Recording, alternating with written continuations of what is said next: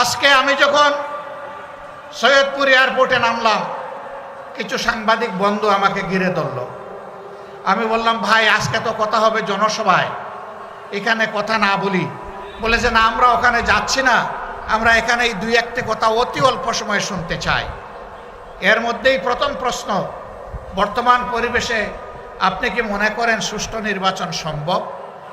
আমি বললাম, আমি কি বলবো, পাটগ্রাম তো আপনাদের একেবারে কাছে। পাটগ্রামে কি হচ্ছে কি হয়েছে আপনারা দেখতে পাচ্ছেন। আর শুধু পাটগ্রাম নয়, সারা বাংলাদেশকে এখন পাটগ্রাম বানিয়ে ফেলছে একদল লোক। এই অবস্থায় সুষ্ঠু নির্বাচনের কল্পনাও করা যায় না। সুষ্ঠু নির্বাচনের জন্য কতগুলো মৌলিক সংস্কার অবশ্যই করতে হবে। আমরা সেই সংস্কারগুলোর কথা বলেছি। আমরা ওই সংস্কারও আদায় করে ছাড়ব এবং সুষ্ঠু নির্বাচনও আমরা ইনশাআল্লাহ আদায় করে ছাড়ব। সাংবাদিক বন্ধু দ্বিতীয় প্রশ্ন করেছিল, দেশে বিভিন্ন মব হচ্ছে, আপনারা এগুলা সমর্থন করেন কিনা? আমরা বলছি, মব কোনো নতুন কালচার নয় বাংলাদেশে। 72 সাল থেকে এই মব চলছে। 72 সালে স্বাধীন বাংলাদেশে নারীদের স্তন কেটে মালা বানিয়ে গলায় পড়েছে এমন কুলাঙ্গার এখনো বাংলাদেশে জীবিত আছে। সে নারী যেই হোক, সে আমার মা, সে আমার বোন, সে আমার মেয়ে, তার স্তন কাটা তো দূরের কথা, তার ইজ্জতে হাত দেওয়ার অধিকার আমার আল্লাহ কাউকে দান করেননি। সেগুলা কি মব ছিল না? জীবন্ত মানুষকে কুচিয়ে কুচিয়ে ব্যানার দিয়ে ক্যামেরার সামনে, মুভি ক্যামেরার সামনে হত্যা করা হয়েছে, সেগুলাও মব ছিল। তাই বলে আমরা কি মবকে সমর্থন করব? না, সমর্থন করার প্রশ্নই উঠে না। সম্মানিত ভাইয়েরা, আগামী নির্বাচনকে সামনে রেখে বহু ধরনের ষড়যন্ত্র আমরা লক্ষ্য করছি। বহু ধরনের কথাবার্তা ময়দানে শুনতে পাচ্ছি। বহু ধরনের ইঞ্জিনিয়ারিংয়ের আলামত বুঝতে পারছি। আমরা সবাইকে স্মরণ করিয়ে দেই, এই শেখ হাসিনা, তার হাতে সকল বাহিনী ছিল, দুর্দণ্ড প্রতাপ ছিল, জায়গায় জায়গায় নিজের লোক বসিয়েছিল, ক্যাডার মাস্তানদের দিয়ে রাষ্ট্র পরিচালনা করেছিল। কিন্তু যখন জনগণের জাগরণ, জনগণের বিস্ফোরণ যখন হয়েছে, তখন কি তাকে আর কেউ রক্ষা করতে পেরেছে? তাহলে যেই জনগণ এত মূল্য দিয়ে একটা পরিবর্তন এনেছে, সেই জনগণ আরেকটা ফেসিবাদ কায়েম করতে দিবে না ইনশাআল্লাহ।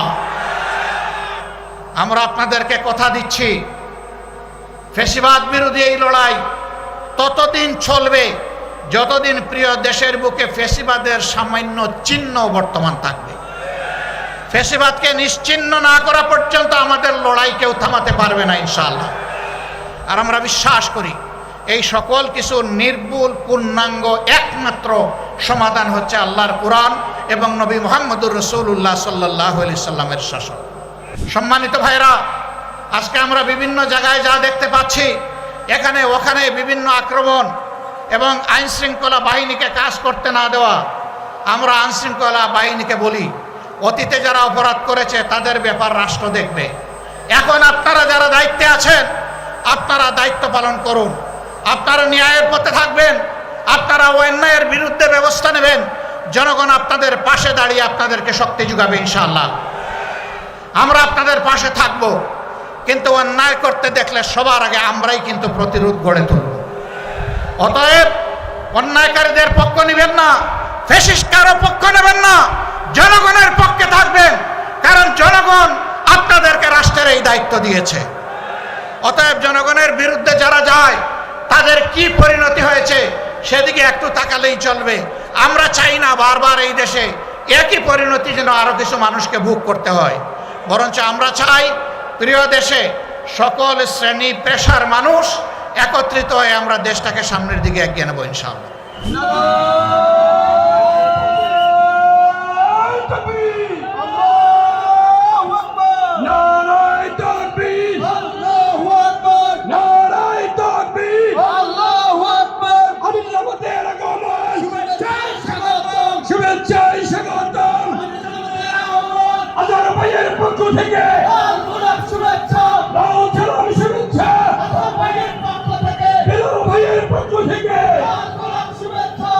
ভাইয়ের পক্ষ থেকে আসসালামু আলাইকুম ওয়া রাহমাতুল্লাহ। প্রিয় রংপুরবাসী, আপনারা কেমন আছেন? কি জানি আপনাদের বাসায় কি বলে, কোনটা বাহে নাকি কি আমি বুঝতে পারতেছি না, এরকম কিছু। আলহামদুলিল্লাহ। হ্যাঁ, কেমন আছেন বাহে? আলহামদুলিল্লাহ, আলহামদুলিল্লাহ, আলহামদুলিল্লাহ রাব্বিল আলামিন, ওয়াসসালাতু ওয়াসসালামু আলা রাসূলিহিল কারীম ওয়া আলা আলিহি ওয়া সাহবিহি ওয়া আহলি বাইতি আজমাইন। বাংলাদেশ জামাত ইসলামী রংপুর জেলা এবং মহানগরী কর্তৃক আয়োজিত আজকের এই বিশাল জনসভার সম্মানিত সভাপতি, মঞ্চে বসা সহকর্মী, কেন্দ্রীয় নেতৃবৃন্দ, স্থানীয় নেতৃবৃন্দ, বন্ধু সংগঠনের সম্মানিত নেতৃবৃন্দ, শহীদ পরিবারের গর্বিত সদস্যবৃন্দ, বিভিন্ন ধর্মের সম্মানিত ভাইয়েরা, আজকের এই বিশাল জনসমুদ্রে উপস্থিত প্রিয় রংপুরবাসী এবং মিডিয়া জগতের আমার প্রিয় বন্ধুরা, আল্লাহ তাবারক ওয়া তাআলার অগণিত শুকরিয়া। কার্যত দুপুর 2টা থেকেই এই আয়োজন চলছে। প্রখর রোদের মধ্যে চামড়া পুড়িয়ে আপনারা কিন্তু জনসভার স্থল ত্যাগ করেন নাই, আপনারা বসে আছেন। আপনারা বসে আছেন, আমি বিশ্বাস করি আজকে আপনারা এসেছিলেন আমাকে দেখার জন্য নয়, আপনারা এসেছিলেন একজন জীবন্ত শহীদকে দেখার জন্যে। সম্মানিত ভাইয়েরা, আপনারা জানেন স্বাধীনতার 54 বছর বাংলাদেশ জামাত ইসলামী তার সাধ্যমতো জনগণের সুখে দুঃখে পাশে থাকার চেষ্টা করেছে। জনগণের প্রত্যেকটি ন্যায় অনুগত দাবি আদায়ের জন্য সমান তালে ঘরে বাইরে লড়াই করেছে।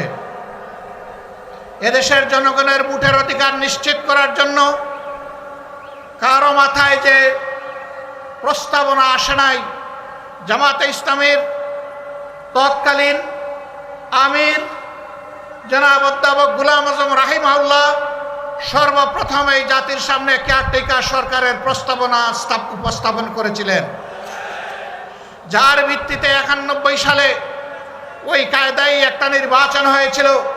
পরপর আরও 2-3টি নির্বাচন হয়েছে। তারপর থেকে সেই কেয়ারটেকার সরকারকে খেয়ে ফেলা হয়েছে। সম্মানিত বন্ধুগণ, 15.5 বছর আমাদের অবস্থা আপনারা জানেন। আমাদের অনেক নেতৃবৃন্দকে খুন করা হয়েছে। দুইজন আমির, 2জন নায়েবে আমির, 2জন অ্যাসিস্ট্যান্ট সেক্রেটারি জেনারেল, 1জন নির্বাহী পরিষদ সদস্য, এরকম করে একেবারেই মাথা থেকে শুরু করে 11 জন নেতাকে আমাদের বুক থেকে ছিনিয়ে নেওয়া হয়েছে। আজকে জীবন্ত যে শহীদ আপনাদের সামনে দাঁড়িয়ে তার জীবনকে মহান আল্লাহর জন্যে ওয়াকফ করে দিলেন এবং বাংলাদেশের জনগণের জন্য কাজ করার যে আকাঙ্ক্ষা ব্যক্ত করলেন, আমাদের ওই সমস্ত নেতৃবৃন্দ বেঁচে থাকলেও বাংলার প্রতিটি প্রান্তরে ঘুরে ঘুরে আজকের এই হতাশাগ্রস্ত জাতিকে তারা আশা জাগা নিয়ে কথা বলতেন। তারা জাতিকে নূতন করে পথ দেখাতেন। এই অন্ধকার থেকে বের হয়ে আসার উপায় কি? 15.5 বছর আমাদের সাথে যা করা হয়েছে সব আপনারা জানেন। আমি এই চর্বিত চর্বণে যাচ্ছি না। তারা অনেক মানুষকেই খুন করেছে, আবার আল্লাহর ইচ্ছায় অনেককে তারা খুন করতে পারেনি। আমার সম্মানিত ভাই এটিএম আজহারুল ইসলাম বলেছেন, রাখে আল্লাহ মারেকে, কিন্তু আরেকটা তিনি বলেন নাই, ধরে আল্লাহ ছাড়ে খে।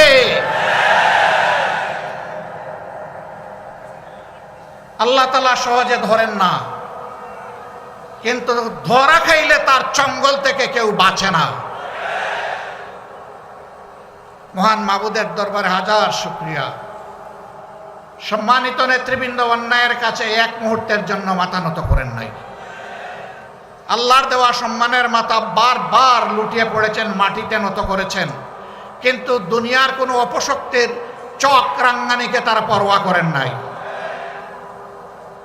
কোনো লোক লালসার দিকে ফিরে তাকাননি, হুমকি দমকিকে পাত্তাই দেননি, বরঞ্চ ফাঁসির মঞ্চে গিয়েছেন হাসতে হাসতে। কারণ তারা জানেন যে অভিযোগ তাদের বিরুদ্ধে করা হয়েছে এটি 16 আনা মিথ্যা। আর জনাব আজহারুল ইসলাম ভাইয়ের মামলার রায়ের মধ্য দিয়ে প্রমাণ হয়েছে এটা আসলেই 16 আনা মিথ্যা। তারা যদি বেঁচে থাকতেন, আমরা আদালতের আশ্রয় নিতাম, আমরা নিশ্চিত একই ন্যায় বিচার, একই রায় আমরা পেতাম। কোনো আফসোস নাই, কোনো আফসোস নাই। আমাদের বাগানের শ্রেষ্ঠ ফুলগুলাকে দিনের জন্য, এই জাতির জন্য আল্লাহ তাআলা কবুল করেছেন, আলহামদুলিল্লাহ। শুধু আল্লাহ তাআলার দরবারে আরজ করি, হে আল্লাহ, তোমার এই বান্দাগুলাকে মর্যাদাবান শহীদের কাতারে মিশিয়ে দাও। হযরতে হামজা রাদিয়াল্লাহু তাআলা আনহুর মিছিলের কর্মী হিসেবে কবুল করো। হাসরের দিন হযরতে হামজা রাদিয়াল্লাহু তাআলা আনহু তার নেতৃত্বের মিছিলে তারা যেন সামনের কাতারে থাকতে পারেন। আমার সম্মানিত ভাইরা, তারা জীবন দিয়ে শিখিয়ে গেছেন দেশকে ভালোবাসলে, মানুষকে ভালোবাসলে, আল্লাহকে ভালোবাসলে আর কাউকে ভয় করতে নাই। সুতরাং জীবন দেওয়ার জন্য প্রস্তুত হও, লড়াই চালিয়ে যাও। মানবতার মুক্তি নিশ্চিত না হওয়া পর্যন্ত তোমাদের লড়াই যেন অব্যাহত থাকে। আমাদের রেখে যাওয়া এই কাজের যেন তোমরাই পূর্ণতা বিধান করতে পারো। মহান আল্লাহর দরবারে সেই দোয়া করছি। আফসোসের বিষয় এই যে আবু সাইদদের শাহাদতের জীবন বাজি রাখা লড়াই এবং জীবন উৎসর্গ করার বিনিময়ে আজকে বাংলাদেশের মানুষ, আমরা যারা মুক্তি পেলাম, তারা কেন ধৈর্য ধরতে পারছি না কেন? চতুর্দিকে পত্রিকার পাতা খুললে, স্যাটেলাইট মিডিয়ার সামনে দাঁড়ালে, বসলে আজকে বাংলাদেশের কোনো না কোনো এলাকায় আমরা বীভৎস কিছু মানুষের থাবা দেখতে পাচ্ছি। আমার মায়ের ইজ্জতের উপরে আমি এই থাবা দেখছি, মানুষের জীবনের উপরে এই থাবা দেখছি, জনগণের সম্পদের উপরে এই থাবা দেখছি। এমনকি দিশাহারা হয়ে তারা যখন হুঁশ ঠিক থাকে না, তখন নিজের লোককেও নিজেরা খুন করতে কুণ্ঠাবোধ করে না। কেন রে ভাই তোমাদের এই অবস্থা? যদি এই 24-এর পরিবর্তন না হতো, তোমরাও কি এইভাবে মুক্ত বাতাসে আল্লাহর দেওয়া আসমানের নিচে চলাফেরা করতে পারতা?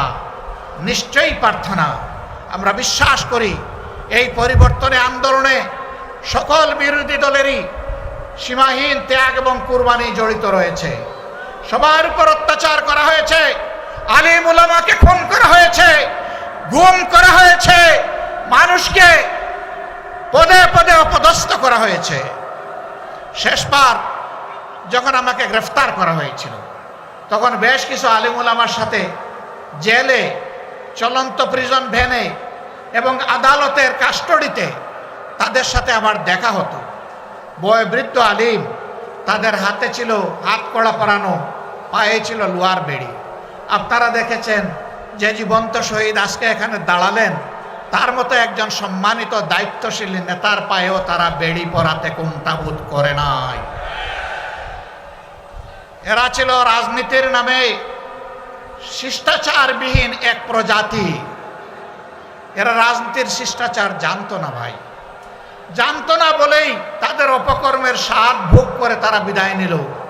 একই অপকর্ম যদি এখন আর কেউ করে, তাহলে তাদের জন্য এর চাইতে ভয়ঙ্কর স্বাদ অপেক্ষা করছে। আজকে আমি যখন সৈয়দপুর এয়ারপোর্টে নামলাম, কিছু সাংবাদিক বন্ধু আমাকে ঘিরে ধরল। আমি বললাম, ভাই আজকে তো কথা হবে জনসভায়, এখানে কথা না বলি। বলে যে না, আমরা ওখানে যাচ্ছি না, আমরা এখানে এই 2-1টি কথা অতি অল্প সময় শুনতে চাই। এর মধ্যেই প্রথম প্রশ্ন, বর্তমান পরিবেশে আপনি কি মনে করেন সুষ্ঠু নির্বাচন সম্ভব? আমি বললাম, আমি কি বলবো, পাটগ্রাম তো আপনাদের একেবারে কাছে।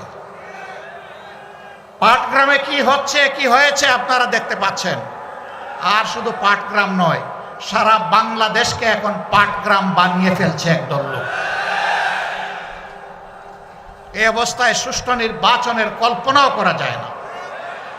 সুষ্ঠু নির্বাচনের জন্য কতগুলো মৌলিক সংস্কার অবশ্যই করতে হবে। আমরা সেই সংস্কারগুলোর কথা বলেছি।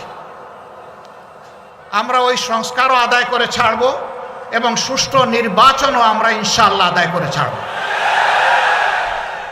কেউ যদি আওয়ামী ফ্যাসিবাদ আমলের নির্বাচনের স্বপ্ন দেখে থাকেন, আমরা বলবো মহান আল্লাহর সাহায্যে আমরা সেই স্বপ্নকে দুঃস্বপ্নে পরিণত করবো ইনশাআল্লাহ।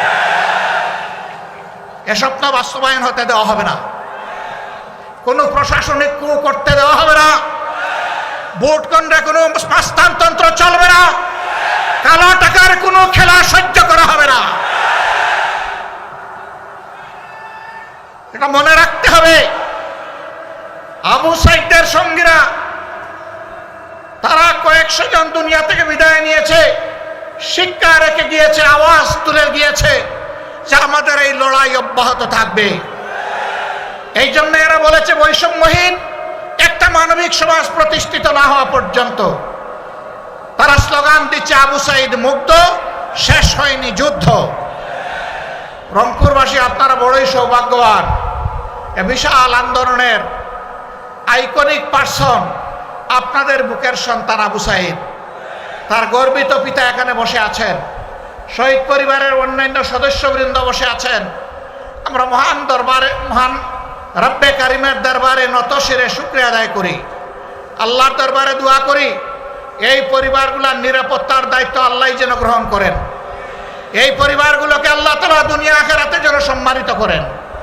এই পরিবারের সদস্যরা লড়াইয়ের যে সবক, যে শিক্ষা এই জাতিকে শিখিয়ে গেছে, আমরা যেন বুকে ধারণ করে মানবতার মুক্তির জন্য সেই লড়াই চালিয়ে যেতে পারি।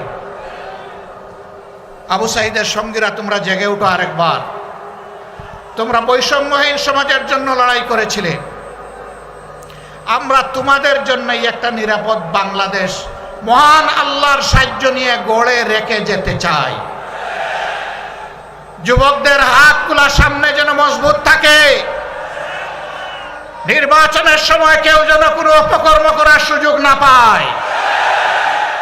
জনগণের ন্যায্য ভোটে যারাই নির্বাচিত হবে, বাংলাদেশ জামাতে ইসলামী তাদেরকে অভিনন্দন জানানোর জন্য এখন থেকে প্রস্তুত। আর আল্লাহ রাব্বুল আলামিন যদি এই জাতের খেদমতের জন্য আমাদেরকে কবুল করেন, তখন আমরা এই যুবকদেরকে বুকে ধারণ করে সামনে এগিয়ে যাব ইনশাআল্লাহ। সম্মানিত ভাইরা, আমরা এমন একটি সমাজের স্বপ্ন দেখি যেই সমাজ আমাদের শহীদ সন্তানদের স্বপ্ন বাস্তবায়ন করবে, যেই সমাজে কোনো বৈষম্য থাকবে না, যেই সমাজে জাতে পাতে ধর্মে দলে কোনো বিভক্তি থাকবে না, যেই সমাজে দেশটাকে জাতিটাকে ভাগ করা হবে না, গোটা জাতিকে ঐক্যবদ্ধ করে দল মত জাতি ধর্ম নির্বিশেষে আমরা সামনের দিকে এগিয়ে যাব।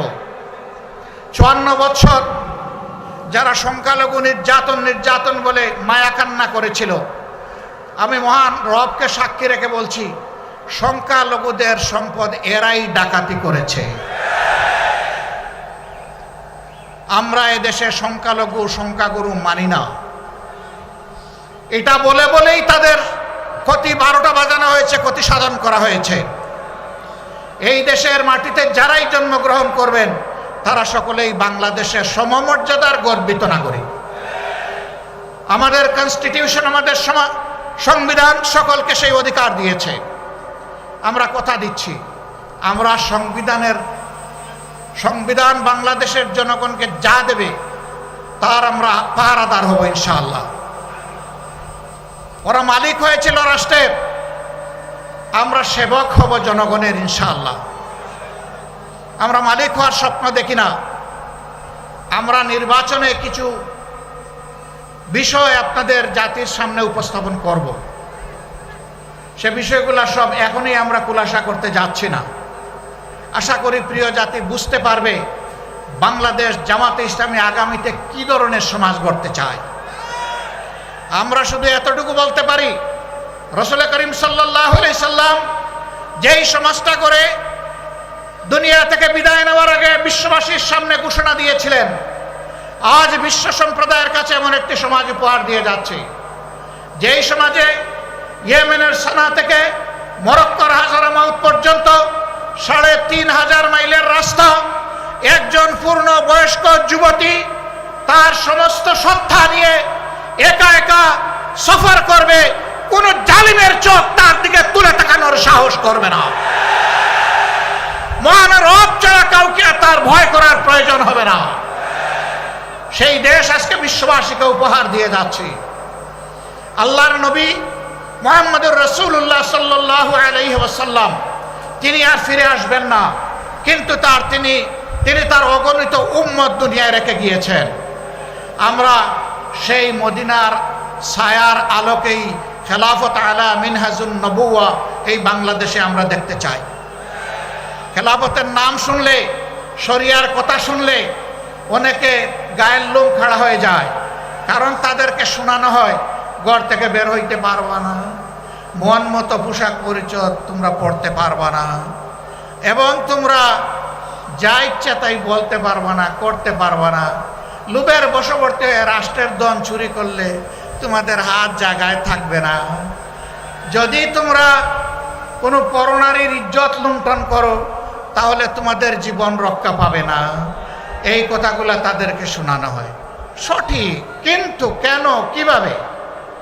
একজন লোক যদি অভাবের তাড়নায়, ক্ষুধার জ্বালায় বাধ্য হয়ে যদি চুরিতে লিপ্ত হয়ে যায়, রাষ্ট্র তার হাত কাটবে না, আমরা গ্যারান্টি দিচ্ছি।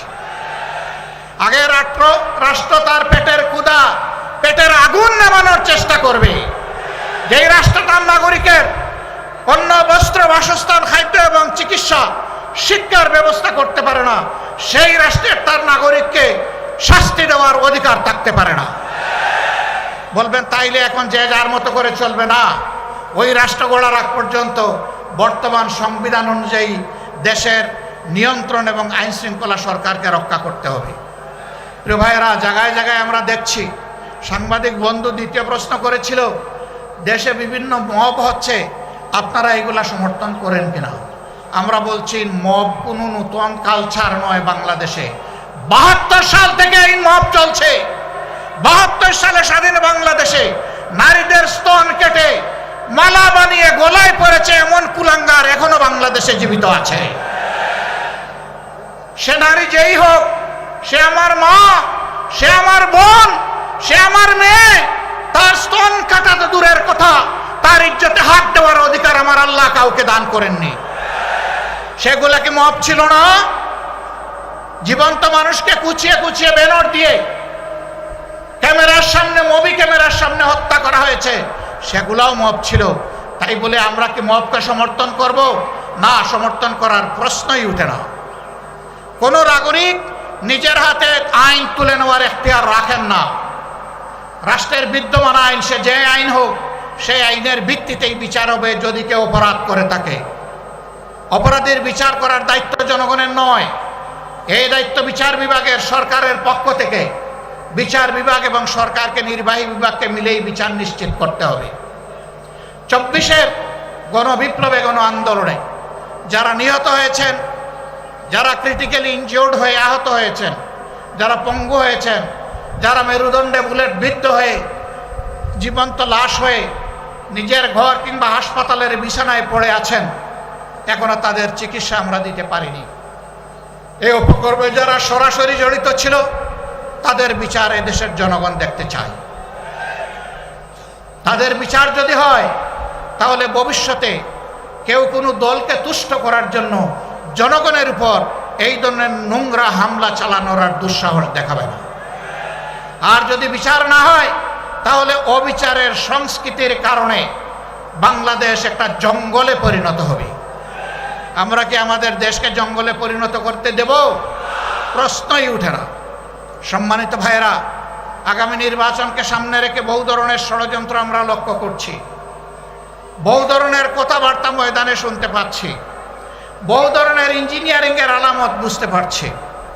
আমরা সবাইকে স্মরণ করিয়ে দেই, এই শেখ হাসিনা, তার হাতে সকল বাহিনী ছিল, দুর্দণ্ড প্রতাপ ছিল, জায়গায় জায়গায় নিজের লোক বসিয়েছিল, ক্যাডার মাস্তানদের দিয়ে রাষ্ট্র পরিচালনা করেছিল। কিন্তু যখন জনগণের জাগরণ, জনগণের বিস্ফোরণ যখন হয়েছে, তখন কি তাকে আর কেউ রক্ষা করতে পেরেছে? তাহলে যেই জনগণ এত মূল্য দিয়ে একটা পরিবর্তন এনেছে, সেই জনগণ আরেকটা ফেসিবাদ কায়েম করতে দিবে না ইনশাআল্লাহ। আমরা আপনাদেরকে কথা দিচ্ছি, ফেসিবাদ বিরোধী এই লড়াই ততদিন চলবে যতদিন প্রিয় দেশের বুকে ফেসিবাদের সামান্য চিহ্ন বর্তমান থাকবে। ফেসিবাদকে নিশ্চিহ্ন না করা পর্যন্ত আমাদের লড়াই কেউ থামাতে পারবে না ইনশাআল্লাহ। আর আমরা বিশ্বাস করি এই সকল কিছু নির্ভুল পূর্ণাঙ্গ একমাত্র সমাধান হচ্ছে আল্লাহর কোরআন এবং নবী মুহাম্মদুর রাসূলুল্লাহ সাল্লাল্লাহু আলাইহি সাল্লামের শাসন। এর বাইরে মুক্তির, শান্তির, ইজ্জতের, নিরাপত্তার কোনো রাস্তা নেই। রাস্তা একটাই, সেই রাস্তায় আজকে সমস্ত দেশপ্রেমিক এবং ইসলামী দল এক স্রোতে মিলিত হচ্ছে। আপনারা দোয়া করুন এই স্রোতের প্লাবন সমাজের সমস্ত আবর্জনাকে যেন ভাসিয়ে নিয়ে যায়, কিছুই যেন না থাকে। থাকবে শুধু এই দেশের সৎ এবং সত্যপন্থী লোকেরা। সে যে ধর্মের লোক হোক, যে দলের লোক হোক, কোনো আপত্তি নাই। এখানে কোনো দুষ্কৃতিকারীকে আর প্রশ্রয় দেওয়া হবে না ইনশাআল্লাহ। সম্মানিত ভাইরা, আজকে আমরা বিভিন্ন জায়গায় যা দেখতে পাচ্ছি, এখানে ওখানে বিভিন্ন আক্রমণ এবং আইন শৃঙ্খলা বাহিনীকে কাজ করতে না দেওয়া। আমরা আইন শৃঙ্খলা বাহিনীকে বলি, অতীতে যারা অপরাধ করেছে তাদের ব্যাপার রাষ্ট্র দেখবে। এখন আপনারা যারা দায়িত্বে আছেন, আপনারা দায়িত্ব পালন করুন। আপনারা ন্যায়ের পথে থাকবেন, আপনারা অন্যায়ের বিরুদ্ধে ব্যবস্থা নেবেন। জনগণ আপনাদের পাশে দাঁড়িয়ে আপনাদেরকে শক্তি যোগাবে ইনশাআল্লাহ। আমরা আপনাদের পাশে থাকব, কিন্তু অন্যায় করতে দেখলে সবার আগে আমরাই কিন্তু প্রতিরোধ গড়ে তুলব। অতএব অন্যায়কারীদের পক্ষ নেবেন না, ফ্যাসিস্টকারও পক্ষ নেবেন না, জনগণের পক্ষে থাকবেন, কারণ জনগণ আপনাদেরকে রাষ্ট্রের এই দায়িত্ব দিয়েছে। অতএব জনগণের বিরুদ্ধে যারা যায় তাদের কি পরিণতি হয়েছে সেদিকে একটু তাকালেই চলবে। আমরা চাই না বারবার এই দেশে একই পরিণতি যেন আরো কিছু মানুষকে ভোগ করতে হয়, বরঞ্চ আমরা চাই প্রিয় দেশে সকল শ্রেণী পেশার মানুষ একত্রিত হয়ে আমরা দেশটাকে সামনের দিকে এগিয়ে নেব ইনশাআল্লাহ। সে দেশটা কেমন হবে? সেই দেশের যুবকরা বেকারত্বের অভিশাপে ইনশাআল্লাহ ভুগবে না। আমরা তাদেরকে নৈতিক এবং বাস্তবিক এমন শিক্ষা তাদের হাতে তুলে দিতে চাই যে শিক্ষা শেষ সাথে সাথে তার হাতে আসবে একটি কাজ। তিনি উদ্যোক্তা হতে পারেন, আবার কোনো জায়গায় চাকরিও করা লাগতে পারে। যার জন্য যেটা প্রযোজ্য তার হাতে ইনশাআল্লাহ এটা পৌঁছে যাবে। জিজ্ঞাসা করবেন এমন দেশ বাংলাদেশে আসমানের জমিনে আছে কিনা? এমন দেশ একটা দুইটা নয়, শত দেশ এইরকম আছে। তারা সার্টিফিকেট দেখে না, তারা ছাত্রদের ক্রেডেনশিয়াল নিয়ে যায়, ওখান থেকেই দিয়ে দেয়। আমাদের দেশেও তাই হবে। মা বোনদের কি হবে? 1.5 মণ ওজনের থালা কি সকল দরজায় ঝুলবে যে তারা বের হতে পারবে না? নৌ, তাদেরও যাদের প্রয়োজন আছে, যোগ্যতা আছে, প্রয়োজন এবং যোগ্যতা অনুযায়ী এই সমাজের উন্নয়নে সমান তালে তারাও ভূমিকা রাখবে ইনশাআল্লাহ। সেদিন দুইটা জিনিস বাড়তি পাবে, একটি তাদের মর্যাদা, আরেকটি তাদের নিরাপত্তা।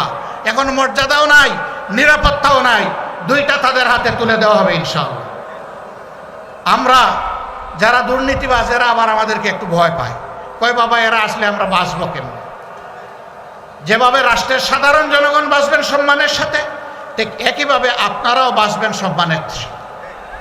আপনি যা পাবেন তাই দিয়ে ইনশাআল্লাহ সম্মানের সাথে আপনার সংসার চলবে। এখন দুর্নীতি করতে গিয়ে এমনভাবে করেন যে শেষ পর্যন্ত কলাপাতায় ঘুমাইতে হয়, এইটার দরকার পড়বে না ইনশাআল্লাহ। একজন বিচারপতি কলাপাতায় ঘুমাইছে না, ওটার প্রয়োজন হবে না। সম্মানিত ভাইয়েরা, এই জন্য একটা বৈষম্যহীন, দুর্নীতিমুক্ত এবং আগামীর একটা মানবিক বাংলাদেশ গঠন করা হচ্ছে জামাত ইসলামের অঙ্গীকার। এই অঙ্গীকার পূরণে আমরা সৎ এবং প্রতিজ্ঞাবদ্ধ। গত 10 মাসের আমাদের কার্যক্রম তার প্রমাণ। এত মজলুম দল হওয়া সত্ত্বেও আমরা ব্যক্তিগতভাবে কারো উপর কোনো প্রতিশোধ নেই। আমরা বলছি আমাদের হাতে কোনো মানুষের জীবন, ইজ্জত, সম্পদ ক্ষতিগ্রস্ত হবে না ইনশাআল্লাহ, কারণ আমরা আল্লাহকে ভয় করি। আল্লাহকে ভয় করার কারণেই কারো ইজ্জতের উপর, জীবনের উপর, সম্পদের উপর হাত পড়বে না। সম্মানিত ভাইয়েরা, আওয়ামী হায়নারা আপনাদের সন্তান, আপনাদের ভাই জনাব এটিএম আজহারুল ইসলামকে আপনাদের বুক থেকে ছিনিয়ে নিয়েছিল।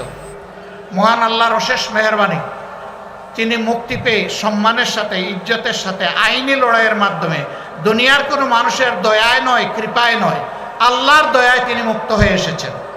এই মুক্ত মানুষটাকে আজকে আমরা রংপুরবাসীর বুকে আমরা উপহার দিয়ে গেলাম। আপনারা কি তাকে কবুল করে নিলেন? আলহামদুলিল্লাহ। এখন থেকে বাকি জীবনে তিনি থাকবেন আপনাদের পাশে, আপনারা থাকবেন তার পাশে ইনশাআল্লাহ। তিনি জাতীয় জীবনে যাতে গুরুত্বপূর্ণ দায়িত্ব পালন করতে পারেন, মহান আল্লাহর দরবারে সেই দোয়া কামনা করি। শহীদ পরিবারগুলোকেও বলি, আপনারা সন্তান হারিয়েছেন, বয়স যাই হোক, এখন এটিএম আজহারুল ইসলাম আপনাদের হারানো সন্তান। ইনশাআল্লাহ তিনি বাড়ি বাড়ি যাবেন, আপনাদের পাশে থাকবেন, পরিবারের সদস্য হিসেবে তার দায়িত্ব পালন করবেন। আপনারা শুধু বুকের ভিতর থেকে তাকে দোয়া করে দিবেন ইনশাআল্লাহ। প্রিয় শহীদ পরিবার, প্রিয় আহত বঙ্গু ভাইরা, আমরা আছি, আপনাদের সাথেই আছি, পাশেই আছি। আমাদের অনেক কিছু করতে মন চায় আপনাদের জন্য, সামর্থ্যের সীমাবদ্ধতায় পারি না। আপনাদের কাছে ক্ষমা চাই, আমাদেরকে আপনারা ভুল বুঝবেন না। আপনারা আমাদের জন্য দোয়া করবেন, আল্লাহ যেন আমাদের সামর্থ্য আরও বাড়িয়ে দেয় এবং আরও নিবিড়ভাবে যেন, আরও সম্মান দিয়ে যেন আপনাদের পাশে আমরা থাকতে পারি। আপনাদের সকলকে আজকের এই জনসভা সফল করার জন্য অন্তরের অন্তঃস্থল থেকে শুকরিয়া জানানোর আগে জনাব এটিএম আজম সাহেব, তিনি যে দাবিগুলো আপনাদের সামনে উত্থাপন করেছেন সবগুলোই সঙ্গত এবং ন্যায্য দাবি। এর সাথে উত্তরাঞ্চলের দুঃখ, তিস্তা, এই তিস্তা ব্যারেজ এবং তিস্তা স্থায়ী প্রকল্প বাংলাদেশের জনগণের প্রাণের দাবি। আমরা চাই তা অবিলম্বে বাস্তবায়ন হোক। তাই নিয়ে কোনো টালবাহনা দেশের জনগণ মোটেই সহ্য করবে না এবং কোনো দেশের চক্রাঙ্গানিতে যেন আমাদের সরকার আর ভয় না পায়। এদেশের 18 কোটি মানুষ, যদি সরকার জনগণের পক্ষে থাকে তাহলে 18 কোটি মানুষ, সরকার যেই হোক তার পিছনে দাঁড়িয়ে যাবে ইনশাআল্লাহ। যে দাবিগুলো আপনারা উত্থাপন করেছেন, আল্লাহ যদি এদেশের মানুষের খেদমতের দায়িত্ব আমাদেরকে মেহেরবানি করে দান করেন, আমরা কথা দিচ্ছি এই দাবি নিয়ে ইনশাআল্লাহ আমাদের কাছে আর যেতে হবে না। আপনাদের দাবি মানে আমাদের দাবি। আল্লাহ যেন সেই দাবি পূরণের তৌফিক দান করেন। আল্লাহ হাফেজ। বাংলাদেশ জিন্দাবাদ, বাংলাদেশ জামাতে ইসলামী জিন্দাবাদ। আসসালামু আলাইকুম ওয়া রাহমাতুল্লাহি ওয়া বারাকাতুহু।